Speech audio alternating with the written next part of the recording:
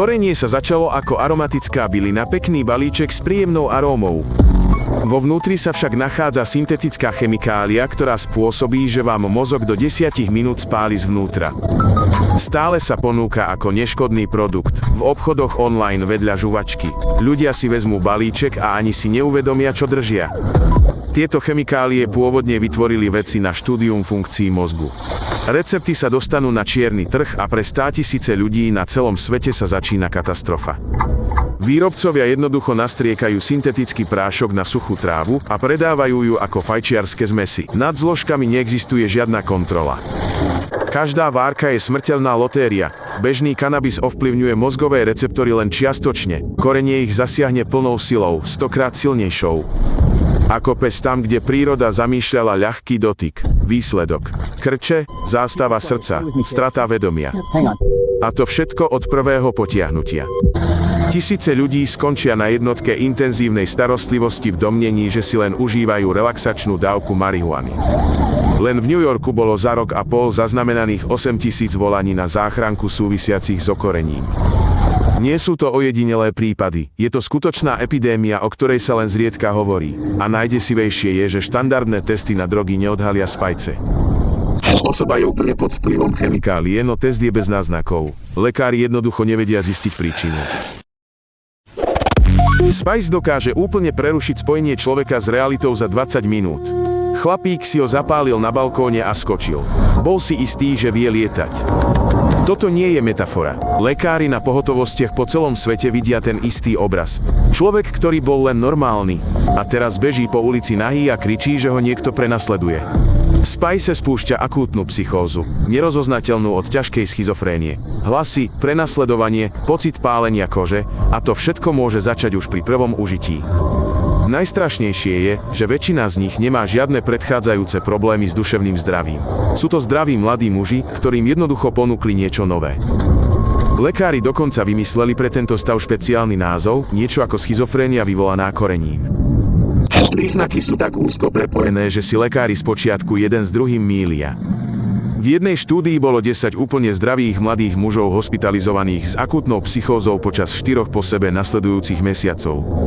Všetci po užití spice.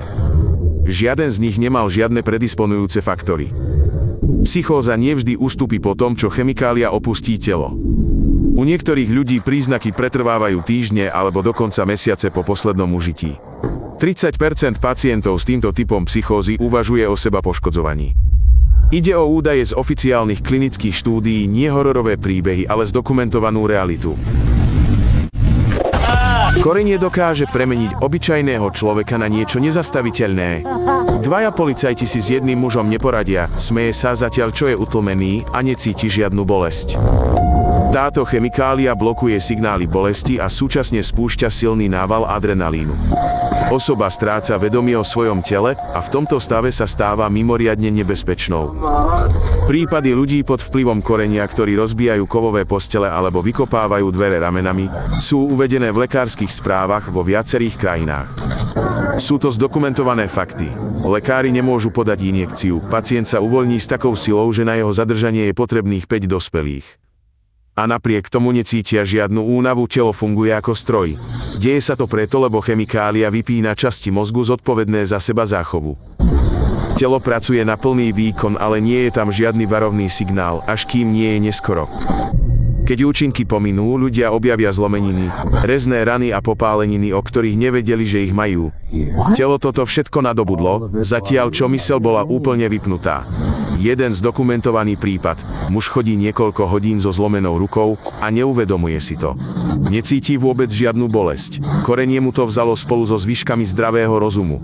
A to nie je nezvyčajné. Je to typické pre ťažkú otravu. Telo utrpí poškodenie, ktoré by za normálnych okolností bolo neznesiteľné. A muž sa jednoducho usmeje a ide ďalej. Vedci porovnávajú skeny mozgu ľudí, ktorí pravidelne užívajú spice, so skeny mozgu zdravých jedincov. Rozdiel je viditeľný aj bez akéhokoľvek vybavenia ako živý les vedľa spáleného poľa. Pamäť, pozornosť a rozhodovacie schopnosti sa po niekoľkých mesiacoch užívania zhoršujú. A výskumné údaje jasne ukazujú. Mnohí sa nikdy úplne nezotavia. Ľudia, ktorí prestali užívať špice, opisujú to isté. Slová miznú uprostred vety, myšlienky sa rozpadajú a je nemožné sústrediť sa na jednoduché úlohy, dokonca ani rok po poslednej dávke. Niektorí z nich sa z psychózy nikdy nezotavia. Oficiálna psychiatria uznáva, že špice môže spustiť chronickú duševnú poruchu, ktorá s človekom zostáva navždy.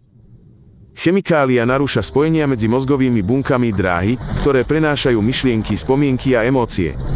Niektoré z týchto dráh jednoducho vyhoria a nikdy sa nezotavia. Priemerný vek tých, ktorí sú s touto diagnózou prijatí na psychiatrické oddelenia, je 22 rokov. Ľudia strácajú rozum skôr, ako majú vôbec šancu skutočne začať svoj život. Rýchlosť myslenia tých, ktorí užívajú špice dlhodobo, klesá na úroveň niekoho so závažnou neurologickou poruchou. Toto dokumentujú testy, nie subjektívne sťažnosti. A najhoršie na tom je, že ľudia si tieto zmeny často sami nevšimnú. Myslia si, že je všetko normálne. Ale ich blízky vidia vedľa seba iného človeka. Pomalého, zmeteného, s prázdnym pohľadom. Spices sa najprv predávalo otvorene. V obchodoch, online, pri pokladni vedľa žuvačky. Bolo krásne zabalené, cena bola nízka a zdalo sa byť úplne neškodné. Hneď ako úrady zakázali jeden druh chemikálie, výrobcovia zmenili zloženie v priebehu niekoľkých dní. Nová látka bola opäť postavená mimo zákon a opäť sa dostala do rúk ľudí. Závislosť sa rozvíja rýchlo, rýchlejšie ako pri väčšine iných látok. Počas niekoľkých týždňov človek nemôže spať, jesť ani myslieť na nič iné. Abstinenčné príznaky od špice nie sú len pocitom zlého zdravia. Zahŕňajú krče, narastajúcu úzkosť, vízie, pocit, že sa vám zastaví srdce. Tí, ktorí to zažili, to nazývajú najhorším zážitkom svojho života. A potom sa človek stiahne späť, nie kvôli eufórii, ale pretože je to jediná vec, ktorá zmierňuje neznesiteľný pocit. Pasca sa rýchlo zabuchne a únik je takmer nemožný. Najcynickejšie je, že špice nezmizlo. Chemici neustále vymýšľajú nové receptúry, ktoré ešte neboli zakázané. Veci, ktoré ešte nie sú právne zakázané, sa predávajú na uliciach. Viac ako 25% tých, u ktorých sa v dôsledku užívania marihuany rozvinie psychóza, je následne diagnostikovaná schizofrénia. Nie je to dočasná porucha, je to trvalá, po zvyšok života. Táto téma sa týka každého, pretože niekto vo vašom okolí to mohol skúsiť v domnení, že len berie trávu. Prihláste sa na odber kanála a pozrite si ďalšie epizódy. Je to dôležité.